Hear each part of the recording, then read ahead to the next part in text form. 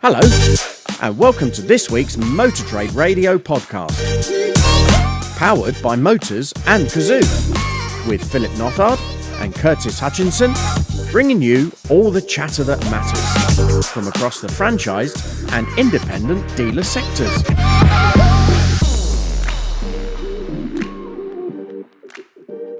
Well, as this show goes out on Saturday morning, we're just one day away from the 26 plate change. Exciting. 26 plate already, yes. Yeah.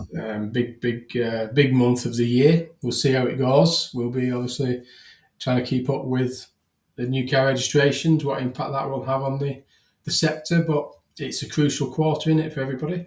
It is, absolutely so. And I mean, there's some really strong offers out there at the moment. So, I mean, you can't go far without seeing adverts on TV, radio, whatever. And there's a lot of activity out there, isn't there? And I suspect there's a huge amount of focus on retail sales, which, as we've been reporting over quite a few months now, have been a bit on the slow side because most of the new car sales are coming from the business sector. So I do expect to see a huge push on retail and possibly a bit of pre-reg activity. Yeah. I think we'll probably see a little bit of that tactical pre-reg self-registration activity, no doubt, in this first quarter. I mean, as I say, it's a crucial quarter for both dealers and OEMs. You know, it sets the scene to a degree for the remainder of the year. It's about banking this first quarter. Clearly, I think at the minute, new car registrations is crucial now.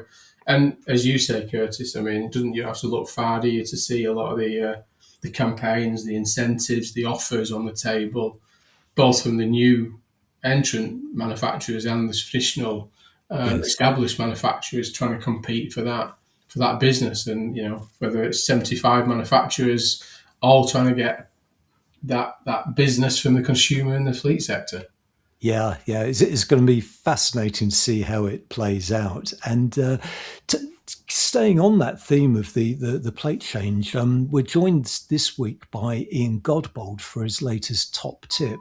And he's actually looking at content marketing strategies in the build-up to the plate change. So do listen to that because he's got some great insights. Yeah, definitely. And it's crucial that what he's got to say in terms of some of those top tips and what's happening and what he's hearing across the market on the order take for this March plate. And this week we've managed to catch up with Jeremy Yea, who is the senior head of valuations at CAP HPI. And it's a regular catch up with what's been happening on trade values. And this month we caught up with him, particularly looking at what's happening in February, what happens to trade values in the month of February as we move into March, and what that means to the valuations of those used cars as we enter the March period. So we've got an extract from that this morning on the podcast, but we do always urge you to tune into your podcast feed from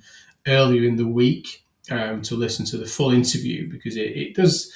We always think it brings it to life a little bit, doesn't it, on these catch-ups with Jeremy and Chris? Yeah, definitely. A lot of context around what was only a small movement, but as Jeremy and indeed Chris says, there's loads of moving parts within that. So do check out the full interview that we did with Jeremy.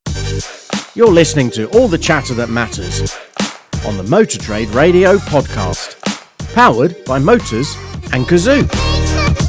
If you're a supplier and would like us to profile your business and reach our audience of dealer group bosses, managers and decision makers on one of our supplier special episodes, then get in touch with Curtis and Philip at motortraderadio@yahoo.com. Companies already featured in our supplier specials include Impel, Prospecting Dynamics, iVendi, ETT, Generational, MTC, and Jigcar. And you can find all of them and indeed many more on your podcast feed. And if you'd like us to profile your business, then just message us at motortraderadio@yahoo.com. Next up is that extract from our interview with CAP HPI's Jeremy Yea looking at February's trade values. Well, let's get straight into it. I mean, as usual, talk us through the headline trade value movement at that 3-year 60 benchmark and how that figure does compare to previous February into March movements that you've seen previously. Yeah, so February live values into March monthly. That equated to a 3-year 60 down at 0.4%, which is against the backdrop or a seasonal average of a 0.4 increase. So it is obviously a bit less than what it has been in previous months, previous years, and even against the seasonal average. But I think there's a lot driving that. That 0.4 equates to around about just under £75. And yeah, it's been a very interesting month in terms of historic, in terms of previous years. Last year it increased 0.4, up 0.4%. 2024 it was up 0.7, and in 2023 it was up 1%. This movement actually registers the third time it's dropped since we've been registered with CAP Live Value, since going back to 2012. So, yeah, slightly unusual. Well, as you say, Jeremy, slightly unusual, and we'll start to dig into what actually drove that. But before we look specifically at fuel trends, which is always that hot topic when we catch up with you, it was only a small movement this month, but there were some notable price movements by both age and price points. Can you talk us through some of those? Yeah, sure. So 1 year 10K, it dropped 0.6%, which equates to £193. At 5 years, so once we get to the 5-year point, it is slightly more positive. So it was a flat movement at 5-year 80.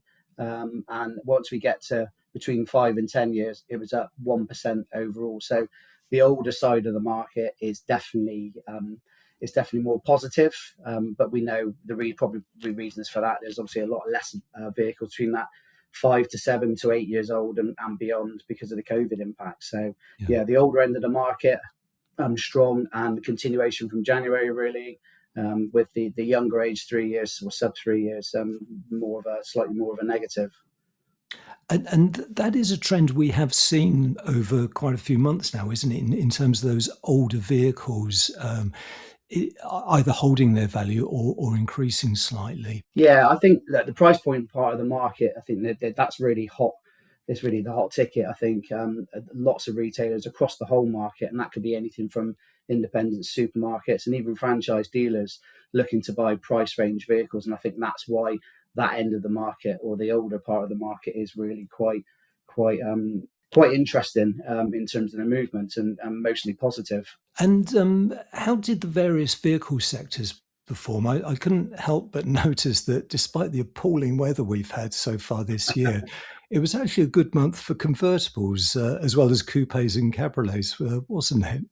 I think it shocked us all. I don't think we expected with the deluge of rain we've had all over the country, and the mixed weather and flooding and what have you, that cabriolets would go up in a month where it's been pretty grey and miserable. So yeah, at 3 years, convertible went up 0.5%, and coupe cabriolet went up almost 1%. So yeah, very unusual. But yeah, looking at some of the other sectors, a bit more mixed, I would say, across the board. SUV was down 0.5%. Lower medium, so the hatchback sector, that was down 0.8%. But we did have some increases. There was a small increase for City Car, which was up 0.1%, and Super Mini, which is obviously quite another big sector, big mainstream sector, that was down 0.2%. So quite a varied mix in terms of movements there. And I think probably goes to the point of the price range market of certain price points and price bandings are really quite good news. We must have optimistic dealers hoping for the weather to turn or banking on a hot summer and stocking up early, Jeremy, for the convertible purchases.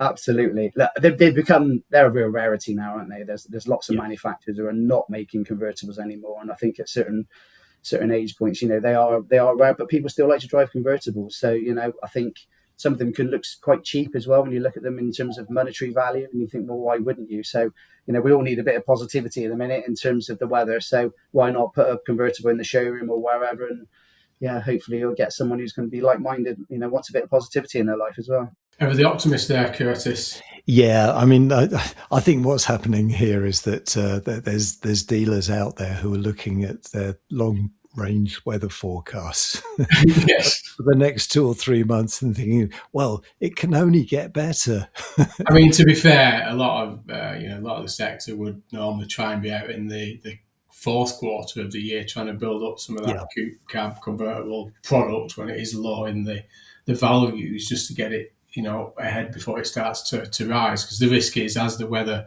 does start to improve and people start to think about those bank holiday weekends and holidays, then we do tend to see that uptick in value. So it does seem a bit odd with the weather that we've had recently.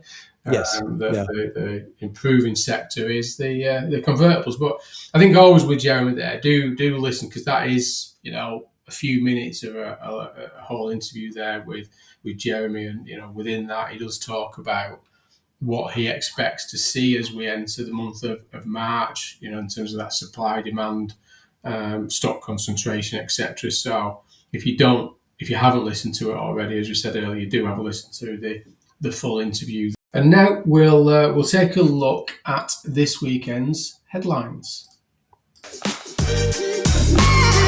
You're listening to all the chatter that matters on the Motor Trade Radio podcast, powered by Motors and Cazoo. Headlines this week come from the Financial Times, AM, Motor Trade News, Motor Trader and Car Dealer, starting with car makers look likely to win a reprieve from the Financial Conduct Authority's mis-selling motor finance redress scheme. Yes, we're back to the redress scheme. We've got the latest on that. Buyers value honesty and no pressure sales from dealers, according to new research from Motors and Cazoo. The EV grant has been boosted to now cover almost half the cost of installing chargers for households and businesses. Then, in the second half, we have the welcome return of two familiar brand names. Firstly, Mitsubishi, they're relaunching in the UK. It's something we reported on recently. That relaunch gathers momentum as it announces plans to build a 60-strong dealer network. And Cazana is back in the motor trade as Percayso Vehicle Intelligence announces a rebrand. You're listening to all the chatter that matters on the Motor Trade Radio podcast, powered by Motors and Cazoo. As Curtis said there, we're heading back to the redress, the motor finance redress scheme, and this is in the Financial Times, the FT, this week, that car makers to win reprieve in 11 billion UK motor finance redress scheme, saying that regulators planned climb down follows lobbying by banks and car groups with in-house lenders. Now, this is, would you class this as a bit of a U-turn? I'm not quite sure what this is happening here. But I mean, when we covered this initially, Curtis, we thought this was quite odd in terms of going after those, those captive finance houses as part of this redress scheme. But it looks like a bit of lobbying has had an impact.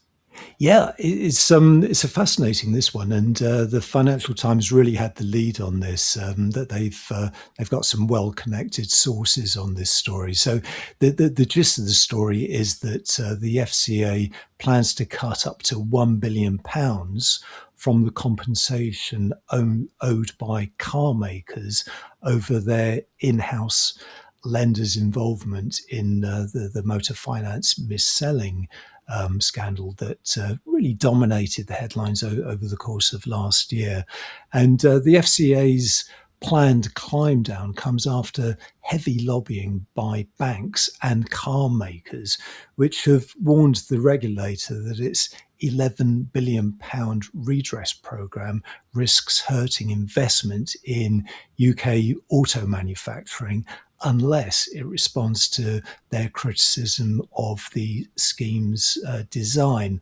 And this long-running dispute really centres on, as we've talked about many times, on commissions paid by lenders to car dealers when they offered loans to customers. But what's emerged is that the OEMs, the car makers, it's a slightly different proposition, isn't it? Yeah, and I mean, you got to remember that a lot of this lending that goes on within that captive finance from the manufacturers is very, majority of the time, is subsidised. So, low rate, subsidised down to 0% in some cases, and and they are backed by banks. And as you pointed out there, Curtis, this kind of does threaten investment in UK, automotive and lending. With the banks that are sat behind this, and it does point out that the issue has at times hammered the share prices of Britain's biggest banks, which have been forced to book billions of pounds in provision to cover compensation costs, and car makers such as Mercedes-Benz and BMW have set aside more than 500 million. But it does point out that two people briefed on the FCA plans said it was preparing to exempt car makers' in-house finance arms from having to pay compensation to at least some customers who were not clearly told that the finance to buy their vehicle came from a lender with exclusive ties to the car dealership. So it's starting to unwind itself a little bit here in terms of what has been going on and the challenges within it. Yeah, definitely. And within the story, there's an interesting stat, because it says captive lenders provide more than 80% of new car finance in the UK, which, as you mentioned, tends to be heavily subsidised as an incentive for buyers to go through with the purchase on PCP or PCH, whatever. And about 40% of finance is used for used car sales, according to the FCA's figures. Now, the regulator has estimated that captive lenders would have to pay about 47% of the £8.2 billion it expects consumers to receive under the scheme, including admin costs. So the scheme is set to cost lenders £11 billion in total. So that's where that 11 billion comes from. But it does look as though those captive lenders will be partially let off the hook. Yeah. And there's a nice little comment in from Adrian Daly. He's a good friend of ours, and he's the director of motor finance at the, as we know them, the FLA, or the Financing and Leasing Association trade body, who told the FT that what the FCA proposed on tied relationship is irrational and doesn't correspond to what the Supreme Court said. And that two people briefed on discussions with the regulator said that the FCA was only drawing up other changes to how the redress scheme is administered. So it's not quite finalised yet, but they are trying to move this thing forward pretty quickly now. Yeah, definitely. So there will, I'm sure, be a further update on this, but it looks as though that part of the scheme is actually moving in a more appropriate direction now. It is. So heading over to Motor Trade news, that buyers value honesty and no pressure sales the highest. And this is from the study that I know you're involved with, Curtis, from Motors. And it found that 31% of car buyers said the most important factor when visiting a dealership was the staff were honest about issues or imperfections. Yeah, so this is the Consumer Insight Panel research that was conducted over the course of January by Motors and Cazoo, and it was independently researched. And it's just a fascinating snapshot of what buyers are thinking at the moment. And as you say, 31% of car buyers said the most important factor, they were given one factor to highlight as being the most important when visiting a dealership was that the staff were honest about issues or imperfections, while 20% wanted to be able to perform a test drive without feeling pressure from sales staff, and a further 15% wanted sufficient space and time to properly assess a car. And following on from that, almost a quarter, so around 23% of buyers said that receiving full answers to their questions without pressure to buy was the most important factor when making that initial first contact with the dealer. And buyers also valued honesty and transparency about a car's price and indeed its availability. That was at 17%. And also upfront information about specification and history was 15%. Yeah, and there's a nice quote here from Luce Tugby, summing it up, who's the marketing director at Motors and Cazoo, said that their customer insight panel research shows transparency is key to building engagement and trust throughout the buying process. It's what customers say they want the most. Buyers typically spend 48 days researching for the right car, so sales teams play a crucial role in the process when either adding delight or destroying confidence, and goes on to say that pushy sales techniques can quickly put off buyers. Instead, salespeople should build trust by being product experts and provide reassurance through the process. So really, summing up the way the industry has changed, evolved, but it seems that there is obviously crucial is that relationship. Yeah, and there's a lot of easy wins for dealers if they treat customers accordingly. Give them the space and be open and upfront about the vehicles they're selling, and that just helps build trust, which is something we know, but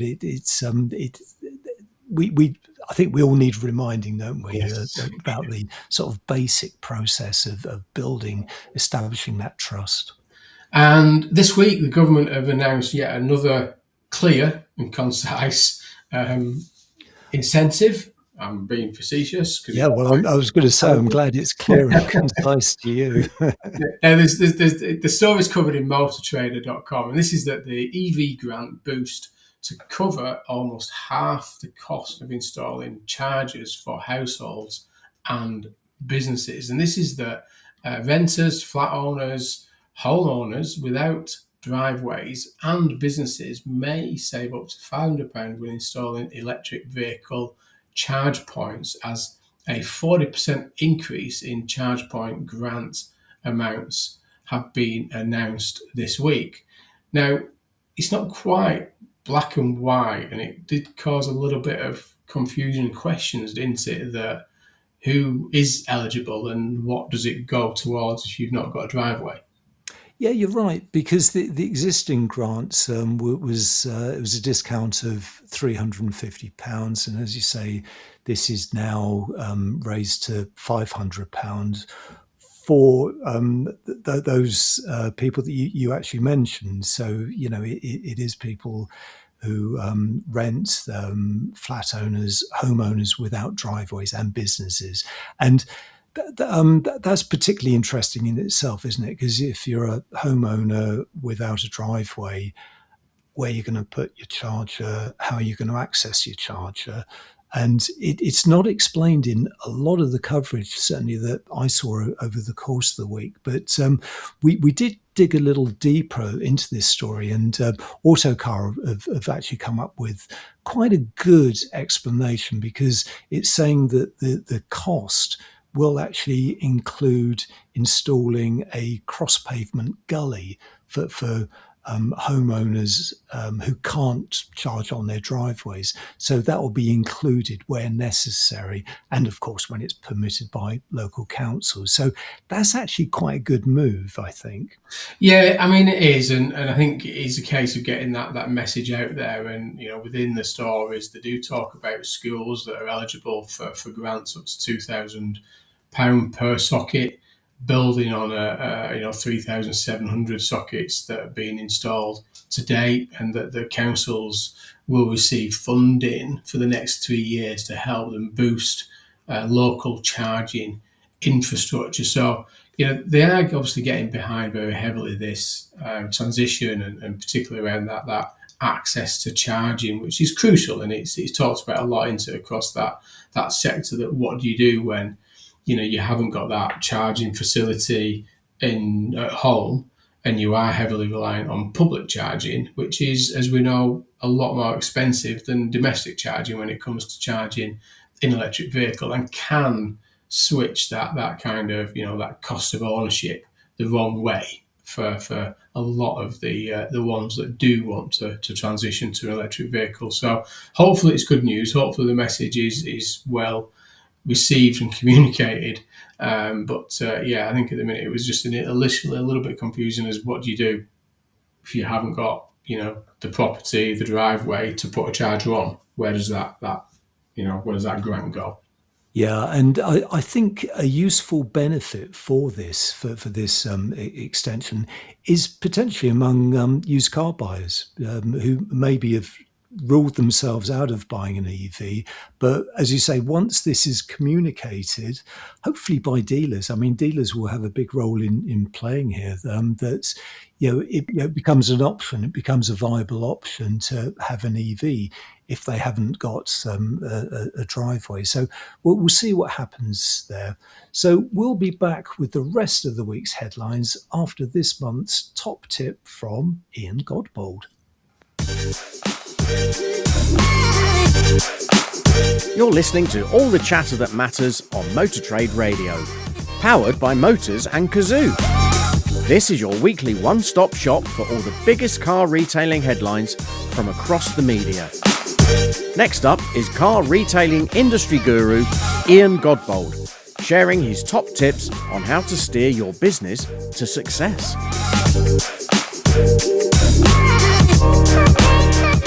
Hello everyone, here we are at the final day of February and on the eve of plate change month.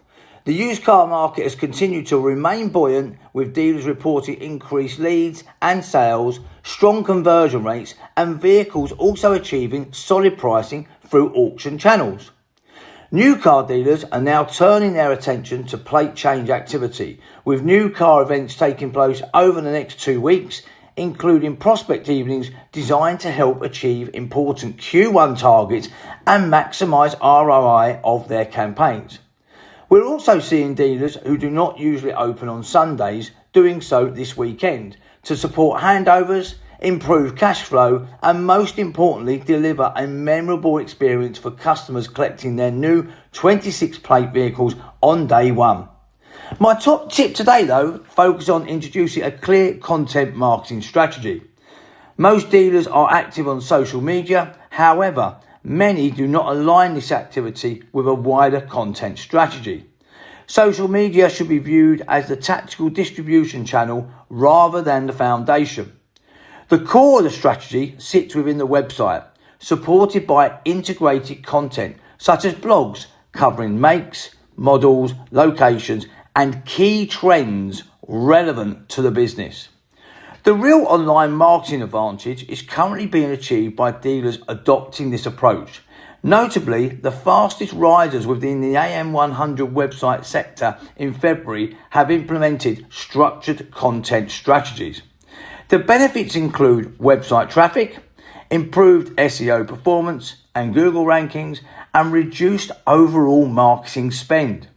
If you'd like to learn more or simply discuss all things automotive, feel free to contact me at Ian Goldbold at igcdigital.co.uk or simply connect with me via LinkedIn. Have a great weekend and a strong start to March. I'll see you all again next month. Well, I feel pretty fired up now, don't you, Phil?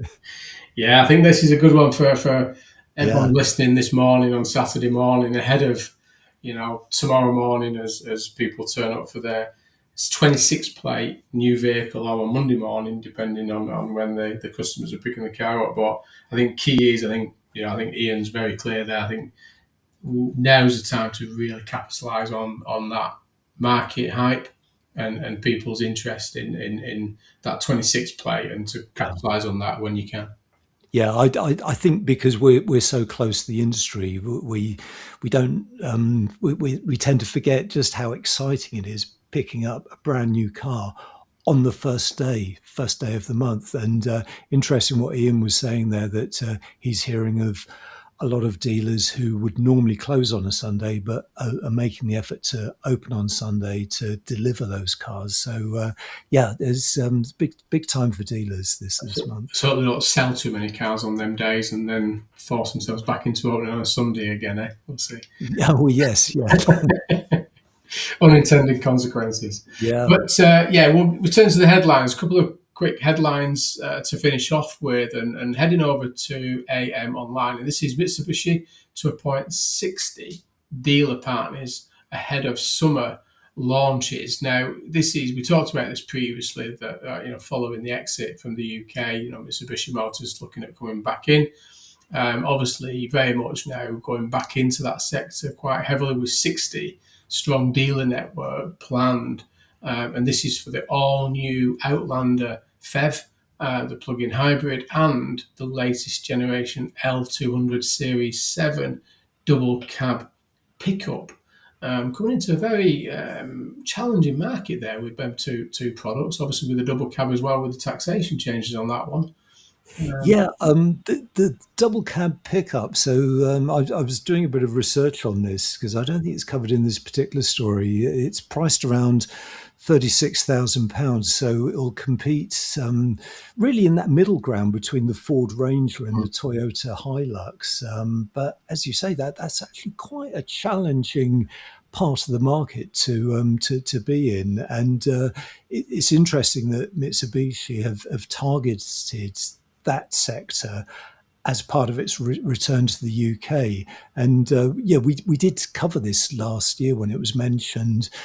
They're being brought back into the UK by International Motors, who will act as the importers. And it will work alongside its existing after-sales network. So when Mitsubishi pulled out of the UK, a lot of those dealers became after-sales specialists, and a surprising number of them actually, because within this story it says there's 105 of them. So if they can sign up 60 dealers and have that after-sales network in place and build a competitive range of vehicles, then I guess they're in with a chance, aren't they? But the market has changed so much since they exited, with the emergence of all these certainly Chinese brands, coming into the UK and filling the void left by Mitsubishi, particularly in that plug-in hybrid sector as well. Just naming a few there, with Jayco and Moda and the product there that they've got within that sector, and BYD with the DMU seal that's continuing to do really well as that, a value cost of entry proposition. But again, we must remember that the L200 was a significantly large volume product for them back in the when they operated in the UK previously, and you see whether they've got a market that they can pick up there. So it'll be interesting to watch as they do, very quickly, as you say, they're picking up those existing Mitsubishi aftermarket specialists straight on back onto, get those signs out, polish them off a little bit, get them back above the door. But I think there is a comment in here from Sharon Townsend, who's the head of Mitsubishi Motors in the UK, saying they're absolutely delighted by the overwhelmingly positive response from the dealer community to the new Mitsubishi model range, and that's the enthusiasm and commitment they've seen from their current partners has been exceptional.